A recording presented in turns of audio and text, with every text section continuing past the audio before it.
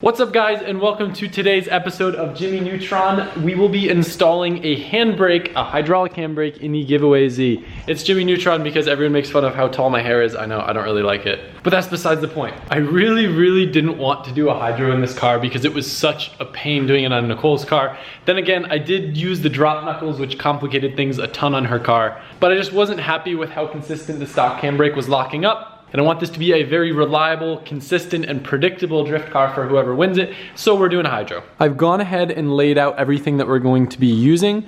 These are the Pro Series dual caliper brackets. These will essentially bolt up to the rear and give us an extra place to mount an additional caliper. I'm just lightly gonna touch on dual caliper versus inline hydro. When you have a hydraulic handbrake, you're essentially adding an extra brake that you can use with your hand that will lock up the rear. Now, some people use an inline setup where you tap into the brake lines going to the rear calipers. Some will use a dual caliper where you have your own separate system and you have two rear caliper sets just like this. Now, the advantage of doing a dual caliper setup, you can foot brake while you handbrake very easily. When you try to foot brake and handbrake at the same time when you have an inline setup, it feels kind of wonky. So one other notable thing with these is I'm pretty sure, at least the way that they were on an S chassis, these also act as spacers. So if you have very tight fitment, you're gonna have to roll your fenders because these will space your wheels out, looks like a few millimeters.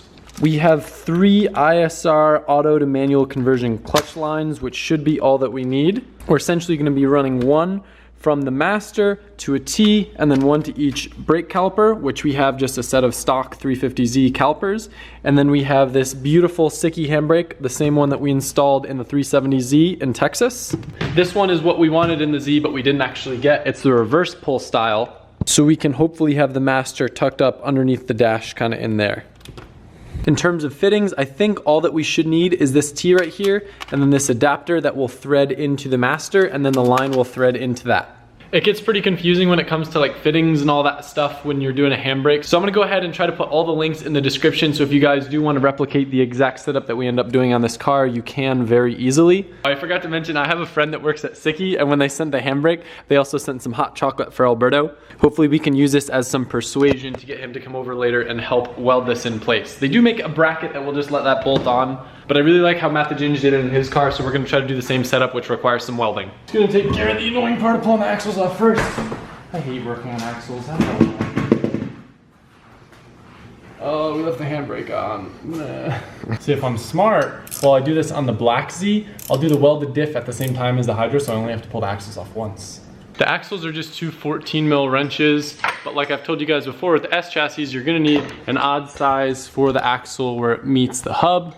32 millimeter, big old guy and an impact, and you can pull it right off. All right, so we're pulling the calipers off now, and if you look, here, let me show. Now that the axle is out, those 4 bolts that we need to undo are exposed back there. Just gotta pop those out.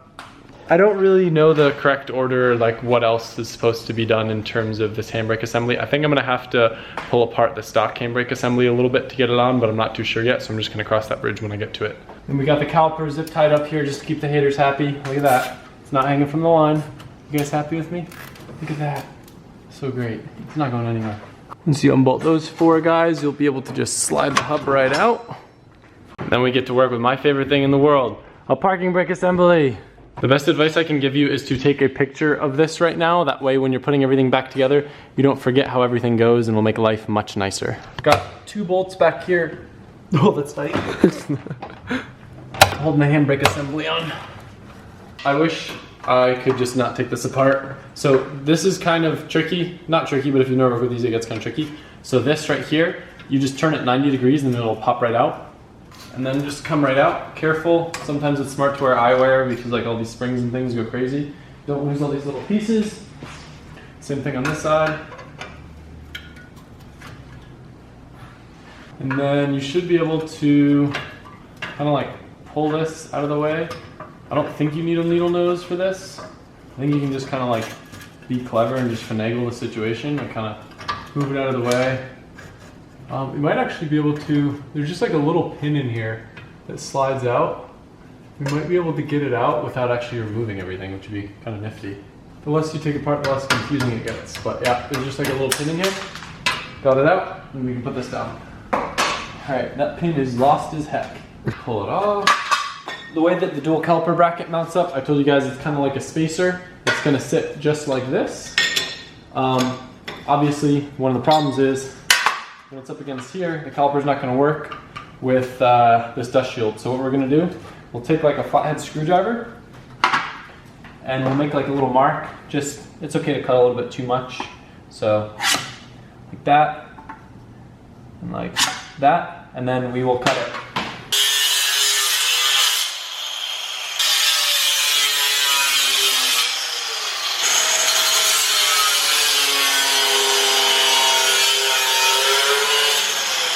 Probably a much better tool for this than a giant grinder, but this is all that I have, so it's what I use.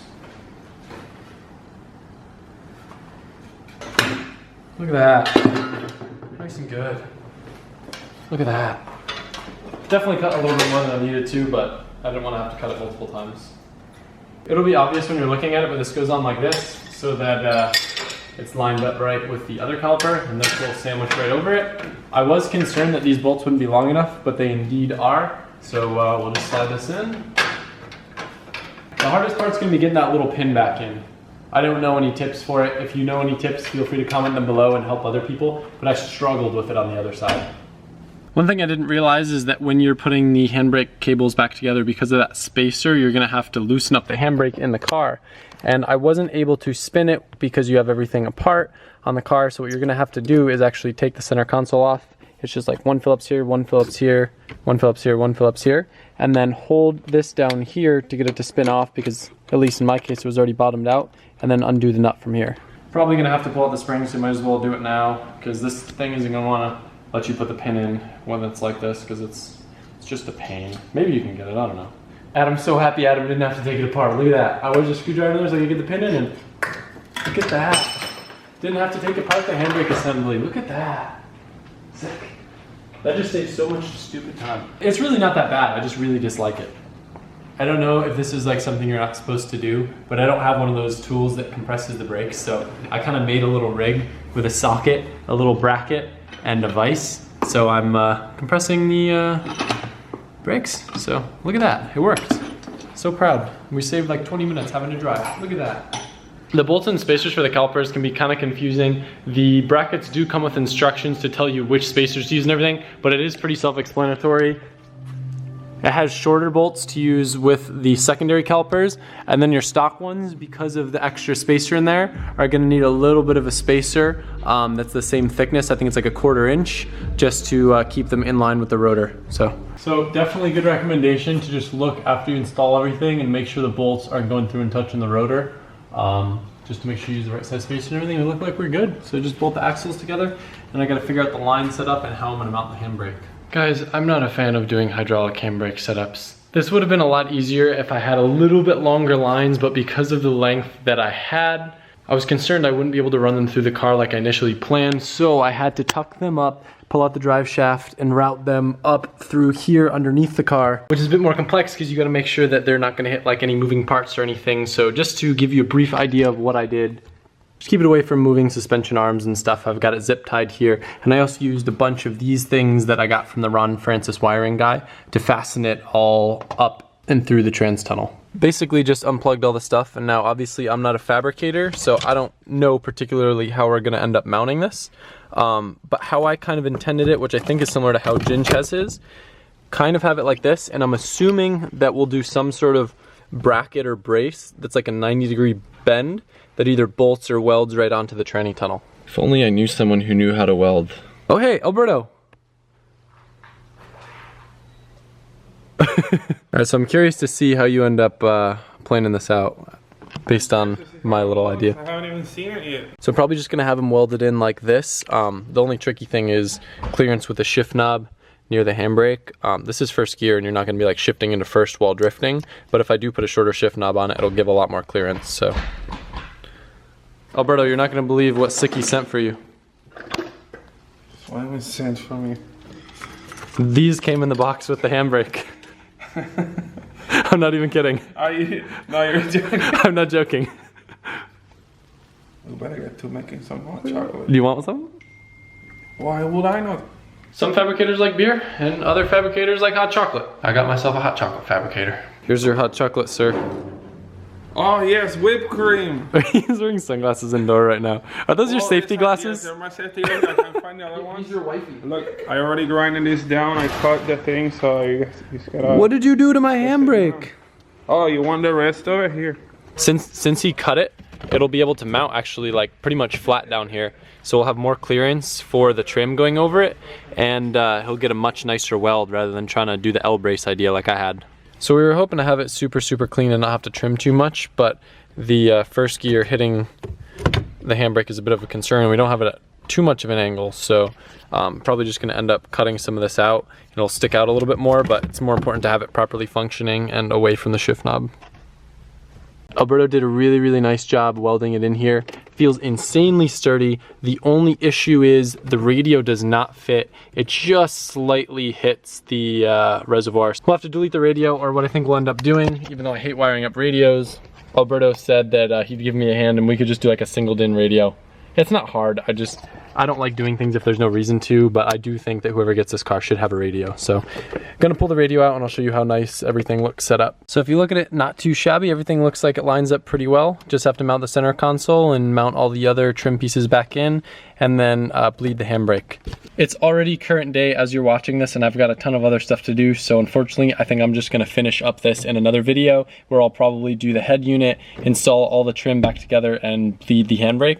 But for now, I hope you guys enjoyed this video. Just as a reminder, this car is, just a reminder, if you want a chance to win this car, every $10 that you spend on lzmfg.com gets you an entry for a chance to win the car, as well as $1,500 cash and a set of Cosmos wheels. Sorry, and a set of Cosmos drift spares.